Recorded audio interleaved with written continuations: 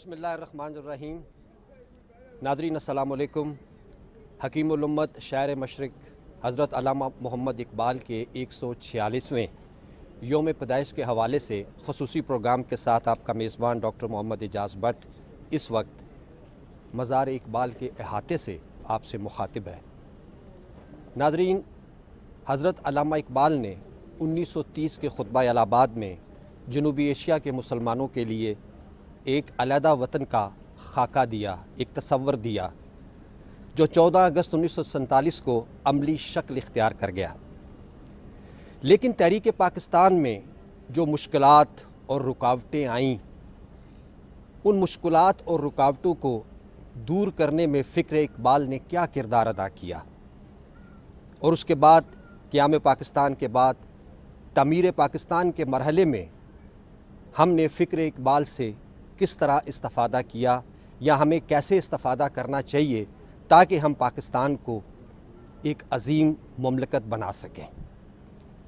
फ़िक्र इकबाल और पाकिस्तान, ये हमारे आज के प्रोग्राम की गुफ्तगू का मौजू है, और इस पर बातचीत करने के लिए मेरे साथ यहाँ इस तारीख़ी मुकाम पर जो मुक़्तदर शख्सियात मौजूद हैं, मैं उनसे आपका तारुफ़ करवा दूँ। तशरीफ़ फरमा है ब्रिगेडियर रिटायर्ड वहीदुज़्ज़मा साहब, किसी तारुफ़ के मोहताज नहीं, इकबालियात पर एक बहुत बड़े स्कॉलर माने जाते हैं। शुक्रिया आपका हमारे प्रोग्राम में तशरीफ़ लाए। उनके साथ तशरीफ़ फरमा है डॉक्टर प्रोफेसर सलीम मज़हर साहब, बहुत शुक्रिया आपका, पंजाब यूनिवर्सिटी के वाइस चांसलर रहे, इकबालियात के माहिर हैं, दानिश्वर हैं, शुक्रिया आपका, आप भी तशरीफ़ लाए। और आपके साथ तशरीफ़ फरमा है जनाब डॉक्टर ज़ाहिद मुनीर आमिर साहब, किसी तारुफ़ के मोहताज नहीं, मुल्क के मारूफ स्कॉलर हैं, आपकी तशरीफ़ आवरी का भी बहुत शुक्रिया। डॉक्टर साहब, आप ही से मैं अपने प्रोग्राम में अपनी गुफ्तगू का आगाज़ करता हूँ। जिस तरह मैंने तारुफ़ में बात की कि दो मराहिल हैं, एक मरहला है कि अल्लामा इकबाल एक आइडिया कंसीव करते हैं और फिर वो आइडिया जो है एक जद्दोजहद के नतीजे में अमली शक्ल इख्तियार करता है। अब वो जो वक्त है, वो जो जिस दौर से हम गुज़रते हैं, जिसे हम तहरीक पाकिस्तान कहते हैं, इसमें मसाइल हैं, मुश्किलात हैं, रुकावटें हैं। फ़िक्र इकबाल किस हद तक उस मोमेंटम को बरकरार रखती है, कितना रोल आप देखते हैं एक अल्लामा इकबाल की फ़िलॉसफ़ी का, थाट का, जो अल्टीमेटली पाकिस्तान के क़याम पर मुंतहिज होती है? जो सवाल आपने किया उसकी तौज़ीह मुमकिन नहीं जब तक हम अल्लामा इकबाल के तसव्वुर पाकिस्तान की 3 बुनियादों को ना समझ लें।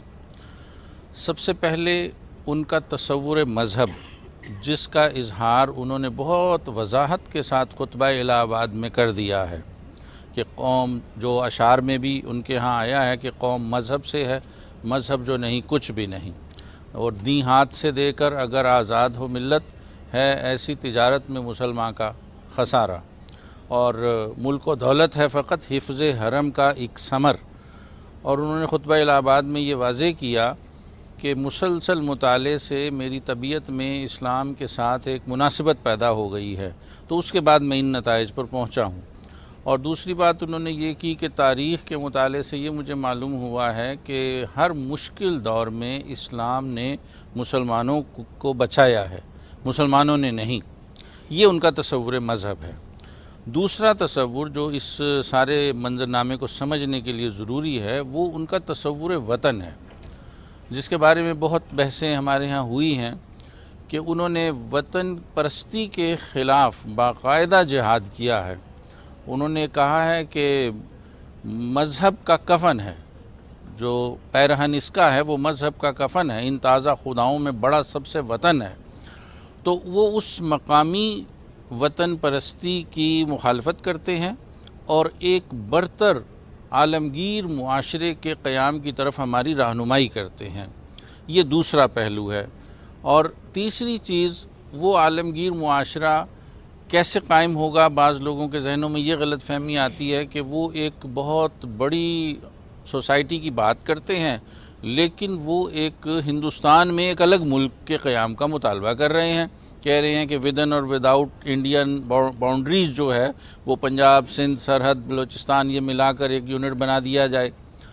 तो ये कन्फ्यूजन जो है ये भी वाज़े होना ज़रूरी है कि वो जिस आलमगीर मुआशरे की बात करते हैं वो इंसानी सतह पर मुआशरा कायम होगा, وہ اس بنیاد پر قائم ہوگا جو قرآن نے ہمیں بتائی کہ یا ایھا الناس اتقوا ربکم الذی خلقکم من نفس واحدہ خلق منها زوجها وبث منهما رجالا كثيرا ونساء واتقوا الله الذي تساءلون به والارحام، کہ لوگو اس اللہ سے ڈرو جس نے تمہیں ایک جان سے پیدا کیا، اسی سے اس کا جوڑا پیدا کیا، ان سے پھر بہت سے مرد اور عورتیں پیدا کر دیے۔ تو گویا کہ الخلق و عیال اللہ، کہ تمام مخلوق اللہ کا خاندان ہے۔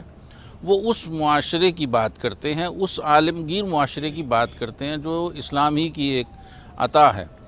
اب ہمارے یہ سوال پیدا ہوتا ہے کہ وہ چھوٹا یونٹ جو ہندوستان میں وہ قائم کرنا چاہ رہے ہیں، اس کا اس عالمگیر معاشرے سے کیا تعلق ہے؟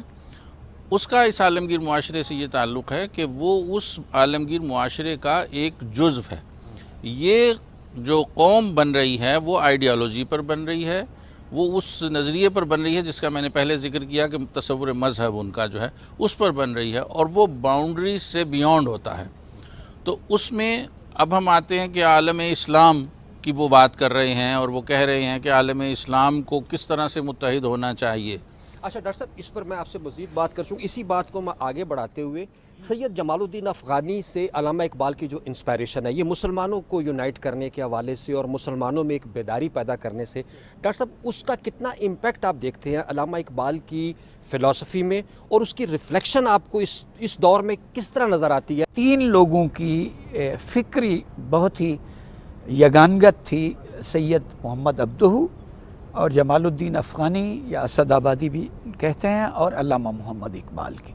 اچھا، اتفاق ہے کہ سید جمال الدین افغانی اور علامہ کی کبھی ملاقات نہیں ہوئی، لیکن ان کی خط کتابت رہی، یہ فکری طور پر جس کو ہم جدید دور میں سیم پیج کہتے ہیں نا، اس پر تھے۔ ان کے مد نظر احیاء امت اور اتحاد امت تھا۔ ڈاکٹر صاحب، جتنا دنیا جدید تر ہوتی جا رہی ہے، ٹیکنالوجی آتی جا رہی ہے، ترقی ہوتی جا رہی ہے، ہر قوم کے لوگ اپنے نظریے اور بنیادوں کی طرف لوٹ رہے ہیں۔ ایک لفظ عجیب سا بن گیا کہ رجعت پسندی۔ اقبال نے اس کی تعریف کی ہے کہ رجوع، اور اس وقت پراؤڈ کا بھی اظہار کیا کہ مجھے امت محمدیہ اور وہ بنیادی جو قرآن اور اسلام کی تعلیمات ہیں اس کی طرف رجوع کریں گے، میں اور ہم امت کے طور پر تو آگے بڑھیں گے۔ جمال الدین افغانی کے ساتھ ان کا وہی فکری اور اتحاد امت اور امت مسلمہ کی ترقی، اور اس کو علم اور دانش اور بے عملی والی کیفیت جو پیدا ہو گئی تھی، اس سے نجات کے لیے وہ کوشاں رہے۔ باہمی گفتگویں، ان کی گفتگویں یعنی تحریروں کے ساتھ خط کتابت کے ساتھ رہی۔ اور ایک دلچسپ، آج ہم مزار اقبال پر بیٹھے ہیں تو ایک دلچسپ روحانی واقعہ ہوا۔ علامہ اقبال نے ایک تو اسی حوالے سے ایک ضمنی بات بھی میں کرتا جاؤں، علامہ اقبال نے فارسی نثر نہیں لکھی۔ ان کے دو خط ملتے ہیں پروفیسر علامہ سعید نفیسی کے نام نثر کے، اور وہ بالکل خام ایک سمجھ لیں عبارت ہے، اور اس میں غلطیاں بھی ہیں، لیکن علامہ کی شاعری پر ایرانی بھی حیران رہ گئے اور اہل زبان بھی۔ یہ بالکل فنی اور فکری اعتبار سے ایک شاہکار حیثیت رکھتی ہے۔ سو اس میں انٹیوشن تھی، الہام تھا شاعری علامہ اقبال کی، اس لیے کہ ان پر یہ وہ کثرت مطالعہ سے، اور جو انہوں نے سرچشمے ہائے فیض ان کے جو قرآن اور حدیث اور صوفیہ اور عرفاء کی تعلیمات اور اقوال ہیں، ان سے فیض اٹھایا تھا۔ تو علامہ اقبال، یہ ان کی ملاقات جیسے میں بتا رہا تھا آپس میں نہیں ہوئی جمال الدین افغانی کی اور علامہ کی۔ جمال الدین افغانی کا انتقال استنبول میں ہوا، اور وہ وہیں امانتاً تدفین کی گئی ان کی۔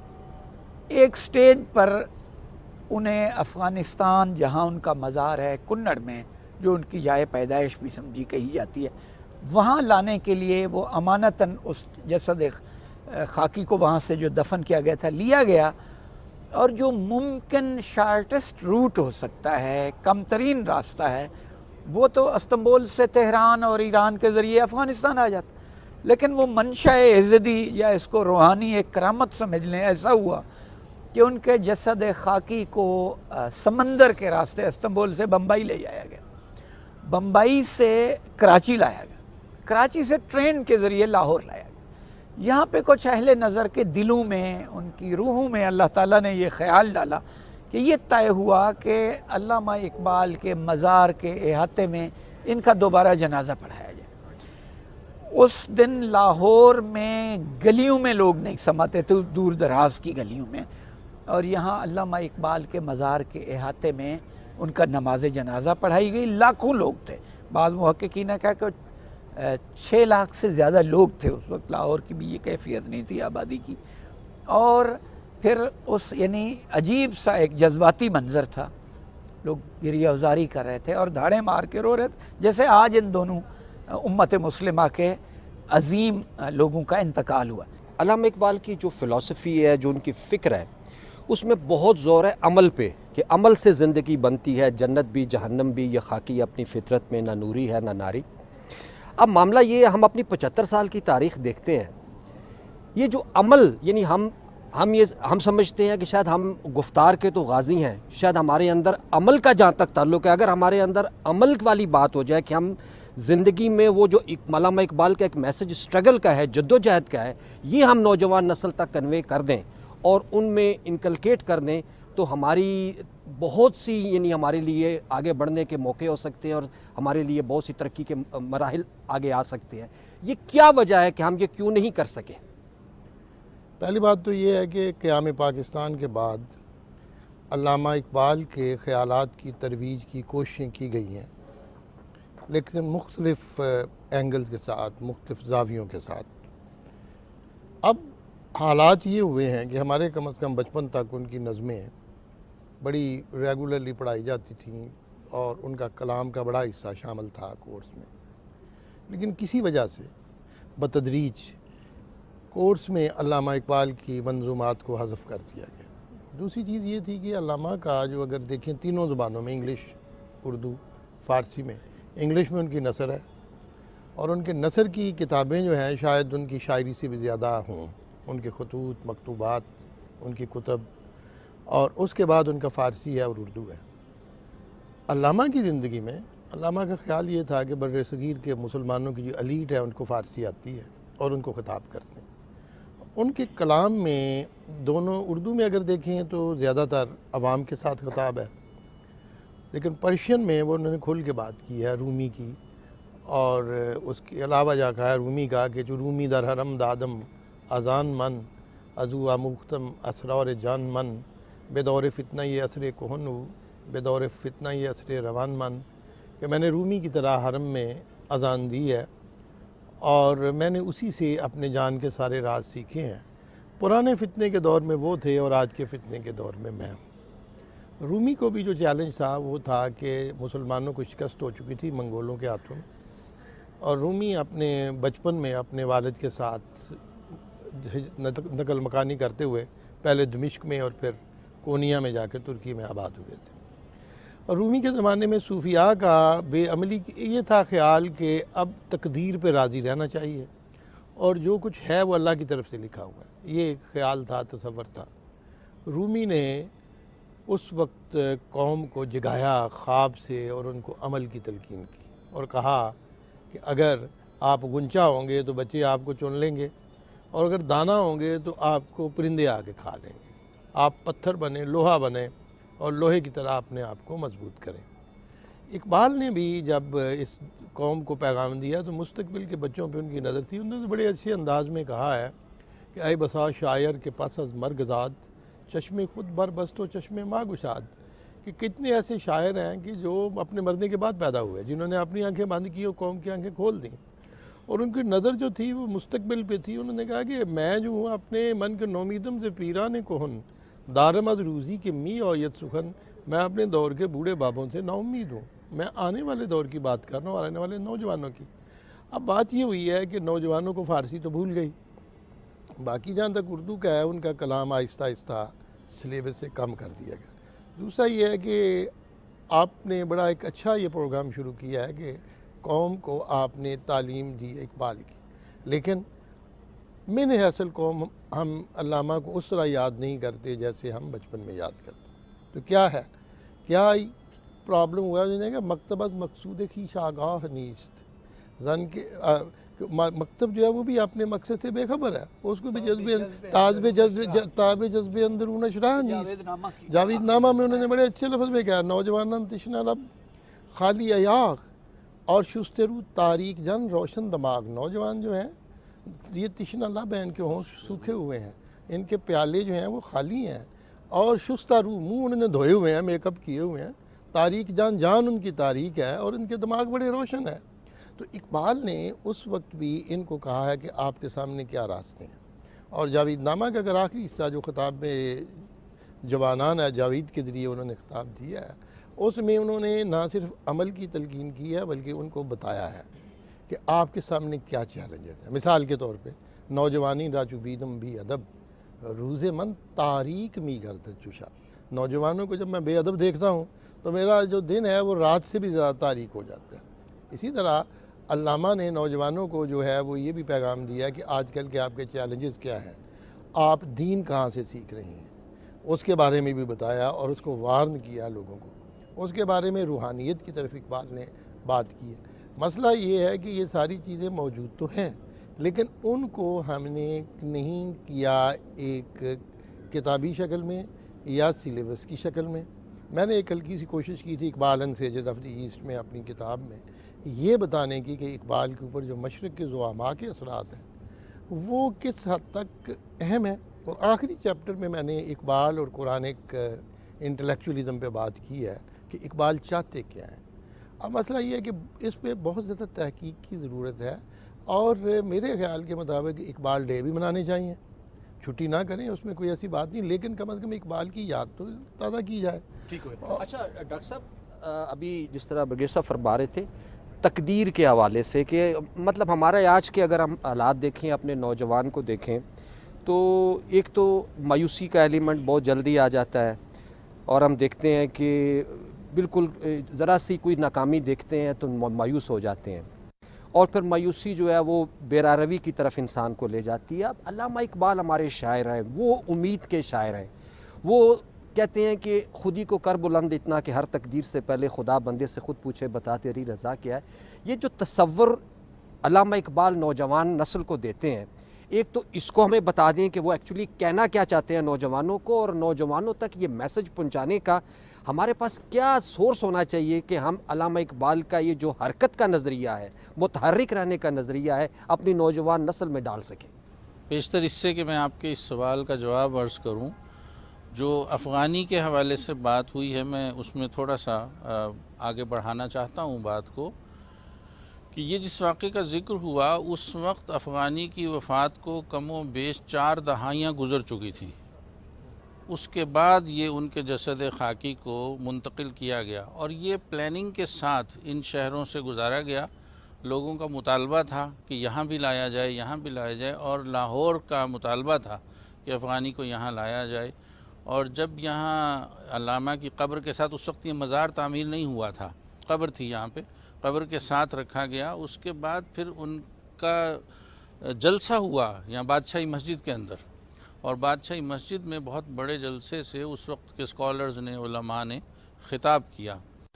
تو افغانی کے جو میں پہلے عرض کر رہا تھا نا کہ اقبال کے تصور پاکستان کو سمجھنے کے لیے 3 ڈائمینشنز کو واضح ہونا ضروری ہے، تو تیسرا جو پہلو ہے عالم اسلام کا وہ افغانی ہی کے ساتھ منسلک ہے. علامہ نے واضح طور پر کہا کہ سید السادات مولانا جمال زندہ از گفتار او سنگ و سفال، یعنی افغانی کو خراج تحسین پیش کرتے ہوئے کہا کہ وہ سید السادات ہے جمال الدین افغانی، اور وہ جب بولتا ہے تو پتھر اور مٹی جو ہیں وہ بھی زندہ ہو جاتے ہیں. اب افغانی نے عالم اسلام کے اتحاد کے لیے مصر میں، شام میں، ایران میں، فلسطین میں، ہندوستان میں، افغانستان میں مساعی کی، اور وہ عجیب و غریب شخصیت ہے. یہ جس واقعے کا ذکر ہوا ہے یہ 2 پہلوؤں سے بہت اہم ہے.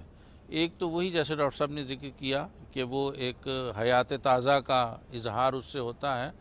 دوسرا پہلو یہ ہے، آج آپ کے پروگرام کی وساطت سے میں اس کو واضح کرتا چلوں، کہ افغانی پر جتنی تنقید ہوئی ہے اور افغانی کی شخصیت شکنی کا جو سلسلہ شروع ہوا ہے وہ اس واقعے کے بعد شروع ہوا ہے.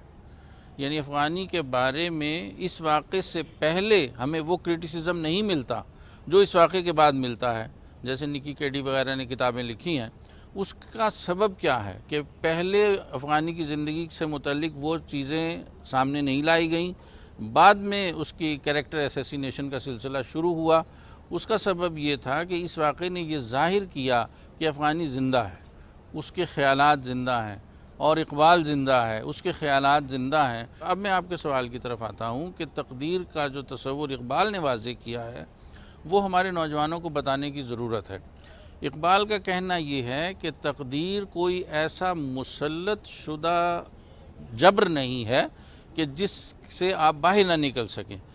تقدیر آپ خود بناتے ہیں، تراش از تیشہ خود جادہ خیش براہ دیگران رفتن عذاب است۔ آپ اپنے تیشے سے اپنے راستے خود تراشیں، دوسروں کے بنائے ہوئے راستوں پر چلنا تو عذاب ہوتا ہے۔ ان کا تصور یہ ہے کہ تقدیر ایک پیکج ہے، اور وہ پیکج آپ سلیکٹ کرتے ہیں، اور دنیا میں آنے کے بعد آپ کو پتہ چلا کہ وہ پیکج آپ کو سوٹ نہیں کرتا، تو آپ کا اور خدا کا ایسا تعلق ہونا چاہیے کہ آپ اس پیکج کو تبدیل کروا لیں۔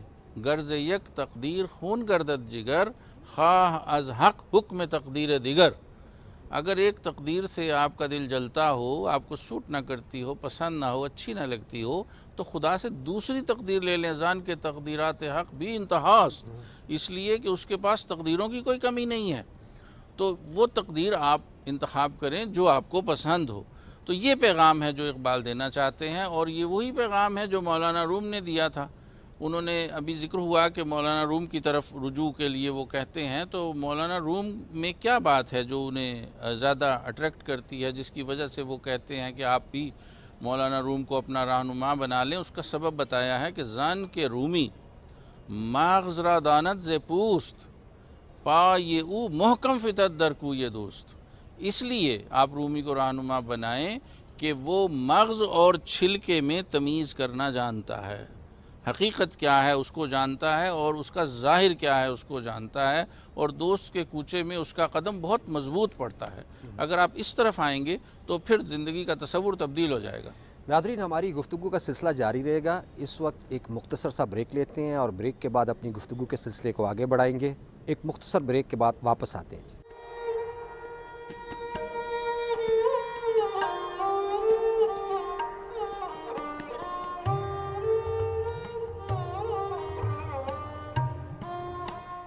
ویلکم بیک ناظرین، ہم اپنی گفتگو کے سلسلے کو آگے بڑھاتے ہیں۔ ڈاکٹر سلیم اظہر صاحب سے میں بات کروں گا۔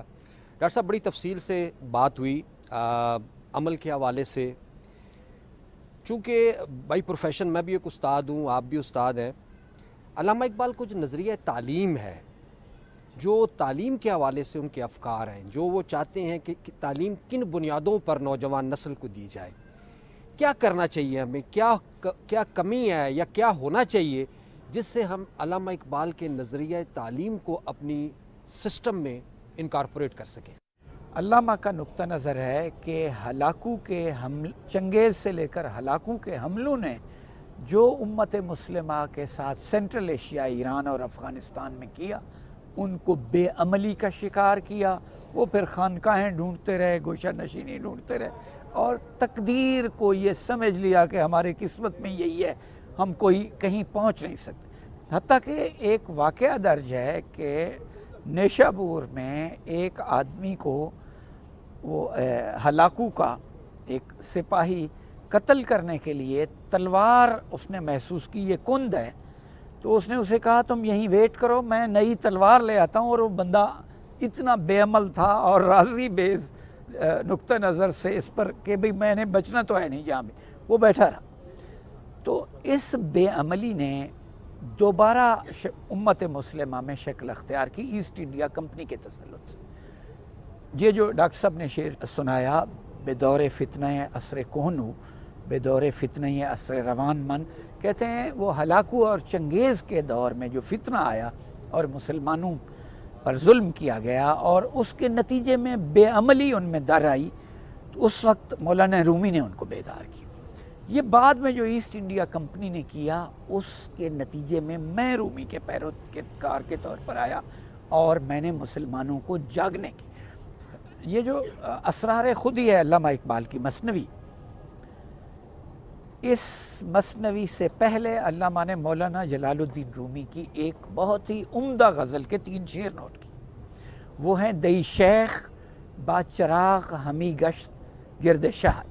کل شیخ چراغ ہتھیلی پر لیے شہر میں گھوم رہا تھا. کز دام و دد ملولم و انسانہ محسوس. وہ یہ کہہ رہا تھا کہ میں درندوں اور جانوروں سے دکھی ہوں، مجھے ایک انسان کی طلب. زن ہمراہان سست عناصر دلم گرفت شیر خدا اور رستوں میں دستانہ محسوس. یہ میرے قرب و جوار میں جو لوگ ہیں، ان کے عناصر اور سرشت سستی مائل ہو گئی، یہ ڈپریسڈ ہو گئے. مجھے اس دور میں امت کو آگے بڑھتا دیکھنے کے لیے شیر خدا کی ضرورت اور رستم داستان کی. محققین کا نقطہ نظر ہے، علامہ اقبال کا فکر یہ تھی، اس مصرع سے مراد ہے کہ مجھے ایک ایسے انسان اور رہبر اور رہنما کی ضرورت ہے جس میں روحانی قوت ہو. وہ علی شیر خدا کرم اللہ وجہہ کی طرح ہو، اور رستم ہے جو پہلوان اس طرح ہو، یعنی امتزاج ہو ظاہری اور باطنی قوت. گفتند یافت مینا شود جستہ اما. لوگوں نے اسے کہا ایسا نہیں ملتا، ہم نے بہت ڈھونڈا ہے. تو مولانا رومی نے کہا اور اقبال نے کوٹ کیا کہ گفتن کے یافت مینا شود آنا محسوس. اس نے کہا وہ جو نہیں ملتا مجھے اسی کی تلاش ہے. اس کے بعد اسرار خودی سے پہلے علامہ نے ایک نظیری نیشابوری کا شعر وہ درج کیا ہے، جس میں اس نے کہا میں نے جو کچھ کہا ہے یہ سب انٹینشنلی کہا ہے، میری فکر اس میں ہے، اور کہیں یہ نہ سمجھیں کہ اس بات کا کوئی مطلب نہیں. اس کے بعد علامہ اقبال نے جو پہلا شعر کہا ہے وہ نوجوانوں کے لیے اور ان کو عمل پر اکسانے کے لیے، ان کو خواب غفلت سے جگانے کے لیے. وہ کہتے ہیں راہ شب چن مہر عالم تاب زد. رات کا راستہ جب دنیا پر چمکنے والے سورج نے کاٹا. بالکل استعاراتی رنگ ہے، یعنی جب سورج طلوع ہوا، پو پھوٹی، گریے یہ من بر رخ گلاب زد. تو میرے آنسو نے کلی اور پھول کے چہرے پر شبنم پھینکی اپنے. یعنی یہ اور باغ کا پس منظر، باغبان زور کلام آزمود. اگلا شعر ہے کہ مالی نے میرے کلام کی طاقت آزمائی. مصرعی کارید و شمشیری درود. اس نے ایک مصرع کاٹا اور ایک شمشیر حاصل کر. مراد یہ باغ کا پس منظر ہے، اور کہا ہے اس باغ میں، باغ جہان میں، علامہ اقبال نے کہا نوجوان کلی کی مانند ہے. ان کی آنکھیں بند تھیں، میں نے صبح پو پھوٹتے وقت سحر خیز ہو کے ان کی آنکھوں پر اپنے اشکوں کے قطرے ڈالے. وہی کام کیا میرے اشکوں نے جو شبنم پھول اور کلی کے ساتھ کرتے. میں نے ان کو جگایا، عمل کی طرف لے. اور کہتے ہیں رہبر اور رہنما نے، لیڈر قوم کے پیشوا ہیں جو، انہوں نے لوگوں کو، نوجوانوں کو میرا ایک مصرع سنایا. یعنی نوجوانوں کی یہ ذہن میں ایک مصرع ڈالا. نوجوان عمل کے لیے تیار ہو گئے. وہ باطل کے خلاف تلوار انہوں نے ہاتھ میں لے لی. تلوار سے مراد یہ نہیں ہے کہ وہ بالکل انہوں نے، یعنی عمل کی طرف آگے بھی اسی طرح سے. اور علامہ اقبال کی تعلیمات میں پھر اسی طرف سب سے زیادہ اہم عنصر ان کی روحانی مقام اور مرتبے کا ہے. وہ بھی روحانی مقام اور مرتبہ انہوں نے کہاں سے حاصل کیا تھا؟ علامہ اقبال کو داناؤں نے کہا ہے یہ قرآن کا شاعر ہے یا شاعروں کا قرآن. خود علامہ اقبال نے بھی کہا ہے کہ گر دلم آئینہ بی جوہر است ور بے حرفم غیر قرآن مزمر است. روز محشر خوار و رسوا کن مرا بی نصیب از بوسے پاک کن مرا. کہتے ہیں میری اگر گفتگو میں، میری فکر میں، میرے اشعار میں قرآن کے سوا اگر کوئی بات ہے تو اپنے لیے سزا تجویز کی حضور اکرم صلی اللہ علیہ وسلم کو کہ میرے قیامت کے دن میں تیرے قدموں کے بوسے سے محروم رہ جاؤں. دوسرا یہ ہے کہ علامہ اقبال نے خود اپنے خطوط میں لکھا ہے کہ مجھے ڈاکٹروں نے کوئی چیز پڑھنے سے منع کر دیا، نہ میری صحت اجازت دیتی ہے نہ آکے.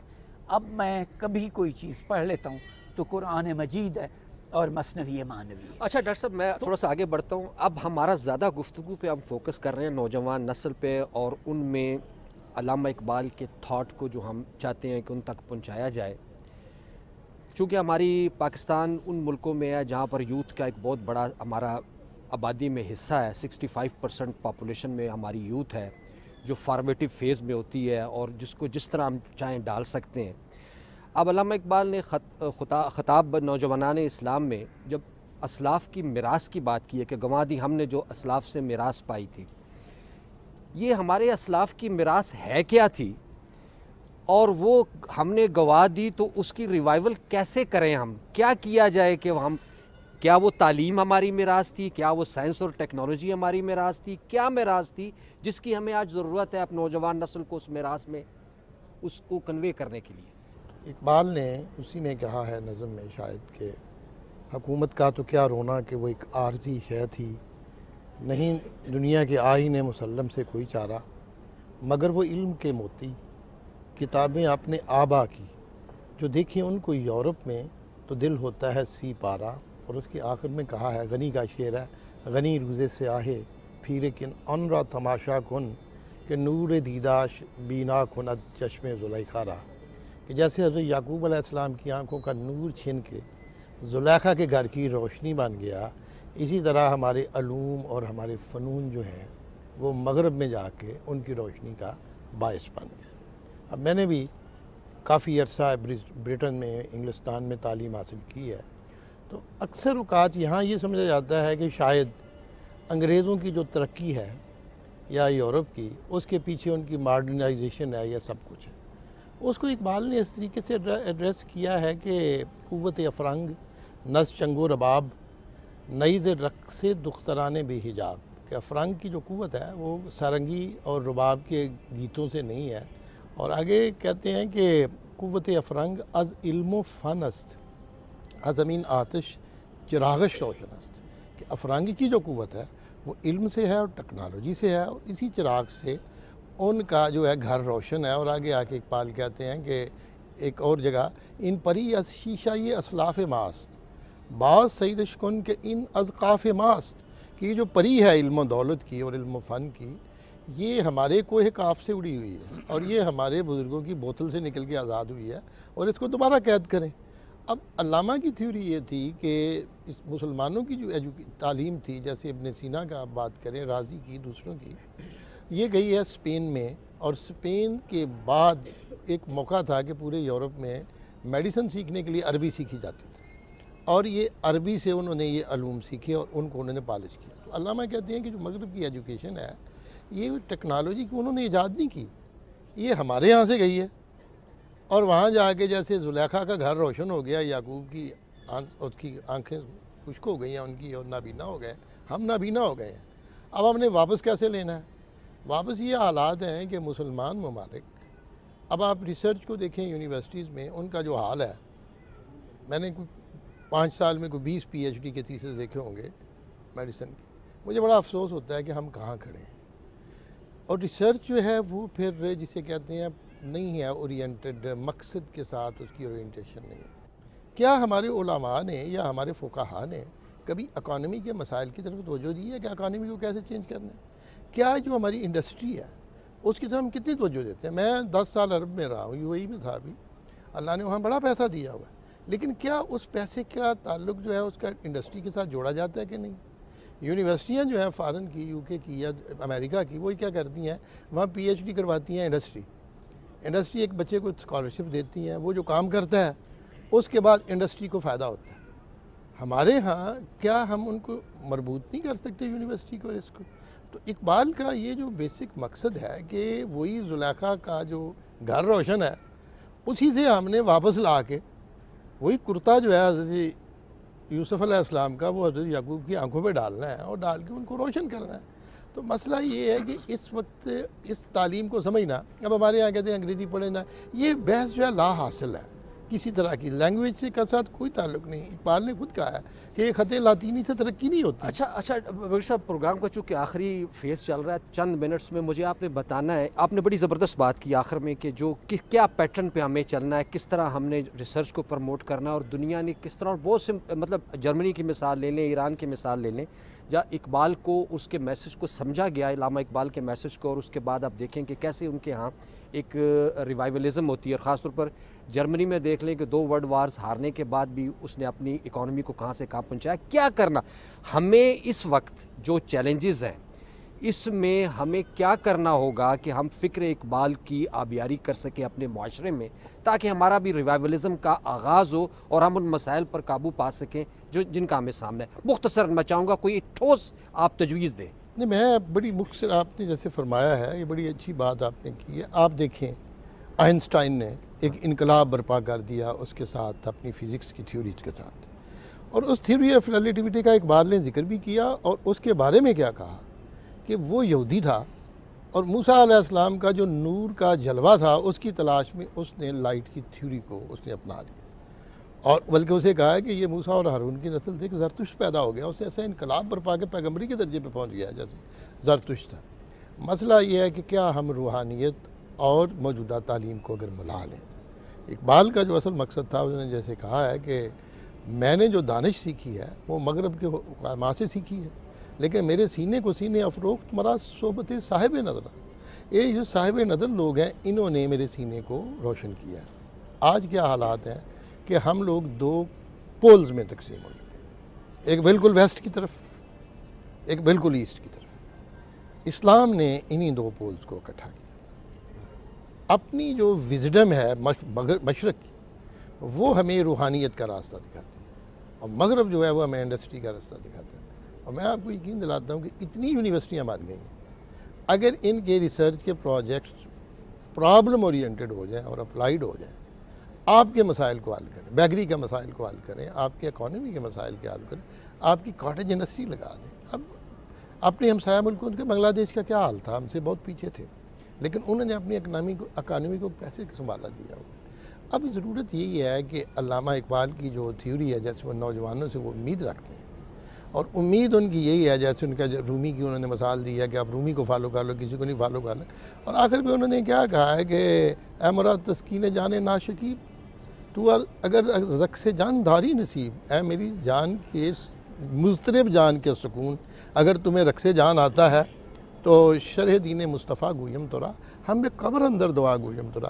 تو میں نے رسول اللہ صلی اللہ علیہ وسلم کے دین کی شرح تمہیں بیان کر دی ہے، اور پھر قبر میں بیٹھ کے میں تمہارے لیے دعا کرتا رہوں گا۔ اقبال قبر سے دعا تب کرے گا جب نوجوان، جیسے آپ نے فرمایا ہے، عمل کی طرف آ جائیں، اور عمل کے بعد کریٹیویٹی کی طرف۔ اور اس حد تک انہوں نے کہا ہر کے پورا قوہ تخلیق نیست، پیچھے ما جز کافر و زندیق نیست۔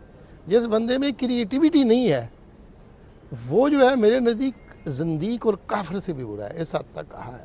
اور اصل نے کہا کہ حکمت اشیاء فرنگی ذات نیست، اصل وہ جز لذت ایجاد نیست، کہ یہ چیزوں کی جو بن رہی ہیں مغرب کے اندر، یہ فرنگی ذات نہیں ہے، یہ ان کی وجہ سے نہیں ہے، اصل وہ جز لذت ایجاد نیست۔ اس کی اصل لذت ایجاد جو ہے وہ ہے آپ میں ایجادات کی لذت پیدا ہو جانا چاہیے۔ جی اچھا ڈاکٹر صاحب، میں چاہوں گا کوئی میسج آپ کیا دینا چاہیں گے آج کے دور میں؟ آج ہم ایک ایسے دور میں ہیں، سوشل میڈیا کے دور میں ہیں، ہمارا نوجوان کی دلچسپیاں بھی ہم دیکھتے ہیں کیا کن چیزوں میں ہے۔ کیا ہمیں، ہمارے استاد نے کیا رول پلے کرنا ہے، معاشرے نے کیا رول پلے کرنا ہے کہ ہم علامہ اقبال کی فکر کا احیا کر سکیں اپنے معاشرے میں؟ آپ نے ابھی سوال کیا تھا کہ کس میراث کی وہ بات کر رہے ہیں۔ وہ میراث نہایت اختصار کے ساتھ بیان کی جا سکتی ہے کہ شکوہ سنجے گردش دوران شدی، کہ زمانے کی گردش کا تو شکوہ کر رہا ہے، اصل سبب یہ ہے کہ تو نے اس میراث کو کھویا۔ وہ میراث ہے خار از محجور یہ قرآن شدی، کہ تو قرآن کو چھوڑنے سے، قرآن سے دور ہونے سے، اس میراث کو ترک کرنے سے ذلیل و خوار ہوا ہے۔ تو اقبال اس کی طرف لے جانا چاہتے ہیں۔ یہ دراصل ایک مثلث بنتی ہے کہ اقبال کا ہم مطالعہ کریں تو اقبال ہماری رہنمائی کرتے ہیں رومی کی طرف، اور رومی کا مطالعہ کریں تو رومی ہمیں قرآن کی سلطنت میں داخل کرتے ہیں۔ تو اقبال کا پیغام یہی ہے کہ گر تمی خواہی مسلمان زیستن نیست ممکن جزو قرآن زیستن، اگر آپ ایک مسلمان کی زندگی گزارنا چاہتے ہیں تو یہ ممکن ہی نہیں ہے کہ آپ قرآن سے الگ ہو کر کوئی زندگی گزاریں اور وہ مسلمان کی زندگی ہو۔ اور قرآن انسان کا جو تصور پیش کرتا ہے، اقبال نے اسے واضح کیا۔ اقبال کی پہلی کتاب اسرار خودی انسان کی تربیت کے مراحل سے شروع ہوئی، اور ارمغان حجاز میں اردو کے حصے میں آخری نظم کا نام ہے حضرت انسان، یعنی انسان سے بات شروع ہوئی تھی، انسان پہ بات ختم ہوئی. اگر مقصود کل میں ہوں تو مجھ سے ماورا کیا ہے، میرے ہنگامہ ہے نو بنو کی انتہا کیا ہے. ماشاءاللہ. ڈاکٹر صاحب آخر میں آپ سے بھی میں چاہوں گا، ایک سطح فیملی کی، گھر، خاندان، کنبہ، ایک معاشرہ، ایک تعلیم ادارے، کہاں پر کیا آپ چاہتے ہیں کس طرح سے کیا جائے کہ یہ سب کچھ جو ہم چاہ رہے ہیں ریوائول ہو علامہ اقبال کے تھاٹ کی ہماری نوجوان نسل تک؟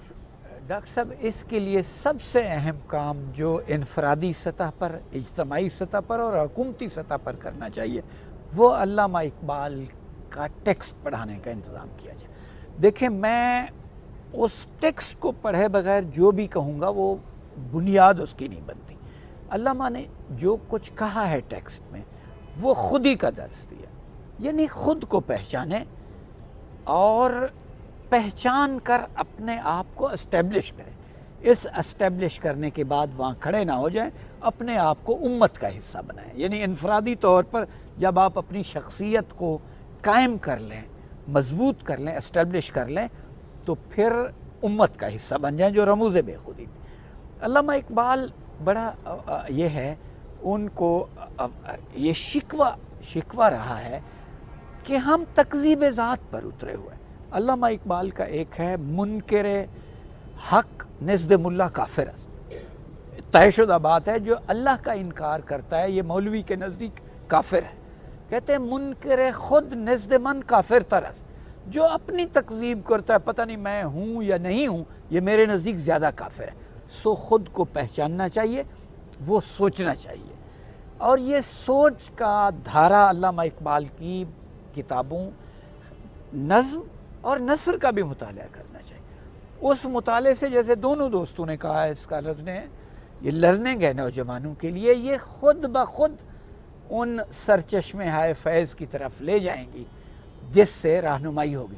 علامہ اقبال سچی بات ہے ہر بڑا آدمی یہ شکوہ کرتا رہا ہے کہ لوگ اس کو سمجھ نہیں. اقبال نے زندگی کے آخری دنوں کا ان کا ایک دو بیتی ہے کہ چو رخت خیش بر بستم از این دیر، جب میں اس دنیا سے کوچ کرنے لگا ہمیں گفتند با ما آشنا بود، تو سب لوگوں نے کہا یہ ہمارا دوست تھا. ولیکن کس نہ دانست این مسافر، لیکن کسی نے نہ سمجھا کہ اس پردیسی نے چے گفتو با کے گفتو از کجا بود، اس نے کہا کیا، اس کے مخاطب کون تھے، اور اس نے جو کہا اس کا منبع اور سورس کیا تھا، اس نے لیا کس سے. اس لیے نوجوانوں کو، اور یہ گلہ اقبال کا اب تک قائم ہے، بڑھتا چلا جا رہا ہے، ہمیں اپنے کریکولم میں وہ ابتدائی لیول سے یونیورسٹیوں تک ہم اس نظریے پر قائم نہیں رہیں گے تو ہم اپنی تاریخ کو بھولیں گے، میراث کو بھولیں گے، تو ہمارے زمین سے، دھرتی سے پیر اکھڑ جائیں گے. اور دھرتی سے جس کے پیر اکھڑ جائیں وہ خود ہی قائم نہیں رہتا، چاہے جا کے وہ دنیا میں کوئی مقام پیدا کرے. نوجوانوں کو اقبال کا مطالعہ کرنے، آگے علامہ اقبال کا فکری ان کو صحیح جگہ پہ رہنمائی. بہت شکریہ. ناظرین، جس طرح آج کی گفتگو میں ہمارے معزز مہمانوں نے گفتگو کی کہ ضرورت اس امر کی ہے کہ ہم علامہ اقبال کی شاعری کو، ان کے پیغام کو نوجوان نسل تک پہنچائیں، اور ہماری نوجوان نسل خود اس مطالعے کا جذبہ اپنے اندر پیدا کرے، علامہ اقبال کو پڑھے، ان کے پیغام کو سمجھے. اگر علامہ اقبال کے پیغام کو ہماری نوجوان نسل سمجھ گئی تو میرا خیال ہے کہ زندگی میں کبھی بھی وہ مایوس نہیں ہوگی، اور ان کے لیے نئی راہیں کھلیں گی جستجو کی، اور وہ جستجو ان کو آگے لے کے چلے گی. علامہ اقبال اپنی نوجوان نسل سے کبھی مایوس نہیں ہوئے، اور فرماتے ہیں نہیں ہے نا امید اقبال اپنی کشت ویراں سے، ذرا نم ہو تو یہ مٹی بڑی زرخیز ہے ساکی. ضرورت اس امر کی ہے کہ ہم علامہ اقبال کے پیغام کو سمجھیں اور اس پر عمل کریں. میں شکریہ ادا کروں گا اپنے معزز مہمانوں کا، بریگیڈیئر ریٹائرڈ وحید الزمان صاحب آپ کا، ڈاکٹر سلیم مظہر صاحب آپ کا، ڈاکٹر زاہد منیر عامر صاحب آپ کا، آپ تشریف لائے. ناظرین، اپنے میزبان ڈاکٹر محمد اعجاز بٹ کو اجازت دیجیے. اللہ نگہبان.